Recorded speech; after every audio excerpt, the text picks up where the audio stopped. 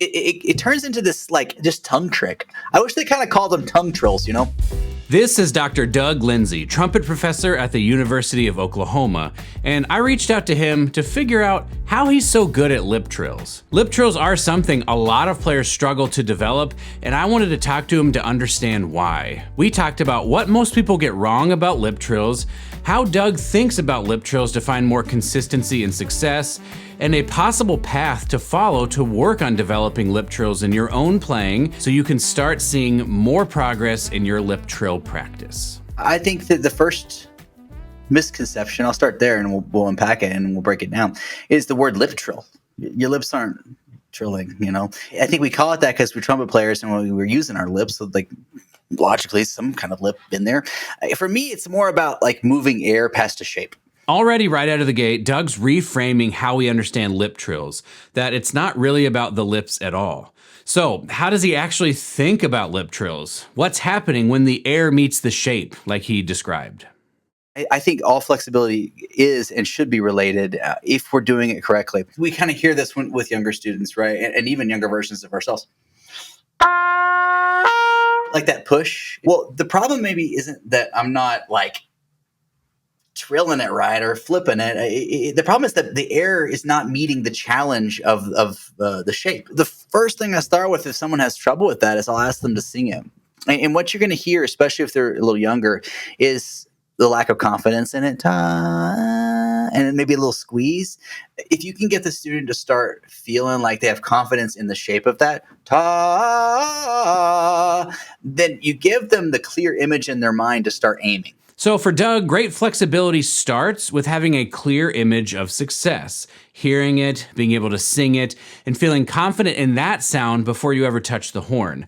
That becomes the model for how we practice the skill itself. Now, let's hear how he applies those same ideas specifically to lip trills. Lip trill is a very interesting thing because in order to do it really fast, when we're doing like faster lip trills, like I'm not thinking like every single note necessarily. I'm thinking direction, right? I'm trying to turn off the fact I think I can control it, and I'm trying to live more in the place of like lived experience and imagination. We try so much to overthink a lip trill. Like, well, I really got to overthink this problem. But it's something you have to experience. There's no way, especially with technique, by the way, this is the same kind of thing. We can't do like Clark 5 at 190.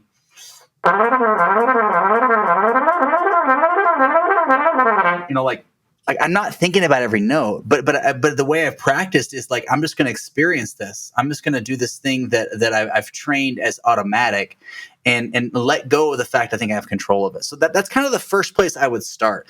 Toss control out the window. And let's go from a sound perspective. From here, Doug goes on to describe one of the most common problems he sees in players developing lip trills and how his approach completely reframes it for more success. Okay, I'm trying to create a sound that has great energy and presence on every single note, no matter what, right?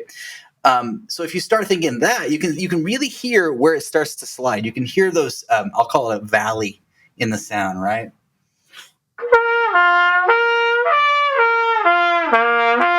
If I hear that, which I've heard before, the first bit of advice is like, well, you need to get the air moving a little bit faster. We need to get the air that meets the shape to have more presence to it. I love the word presence, right?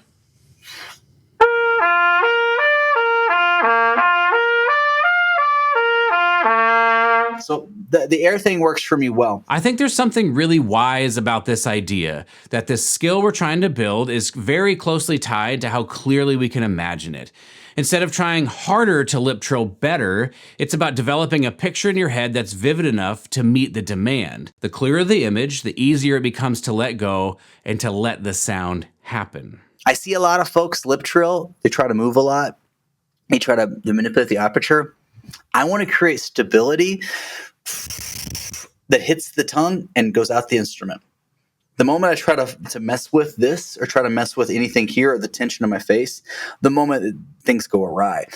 But it takes quite a lot of time and I would say courage to let go of those old habits. Because we're like, well, this is what I used to do. try to chew at it or whatever. It doesn't work. We have to place it in a place where we think we can control it, into a place where we have to simply observe it. The more you do it, and the more you understand that your music making is not in your control as much as it is your imagination leading the way, then your life gets better, because less of it's on you and more of it's in your training and in your passion and your soul and your creativity and your vision. Next, Doug gives some recommendations for how to work on flexibility and how to build towards faster lip trills. I would start off with something you can find success in. That's why I like the Plog study. Because you can hear if that interval of a fourth is beautiful, right? Or if it's pushed or pulled, right? Okay, let's get that first. Let's go then to maybe something very simple like the Arban. Maybe I have a drone. I'm going to have a metronome on sometimes, just trying to make that like commonplace.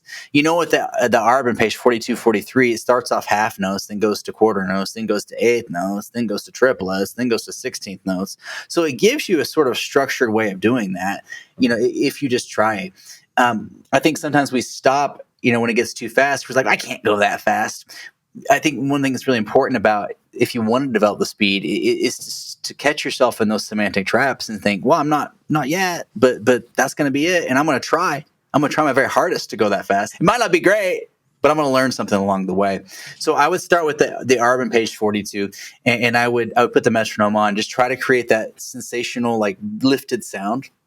And then as you get better at it, apply that to your Colin 5, Colin 3.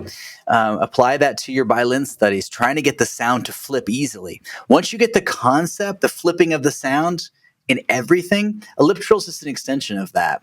And same thing with, as you get up higher, it's just like a, it turns into this like, just tongue trick. I wish they kind of called them tongue trills. It's air and tongue. This is set. The tongue is doing work. The air is doing work. Now I can't tell my tongue necessarily to. I don't want to think about the movement of that. But if I sing in my imagination while I'm doing that, let's see.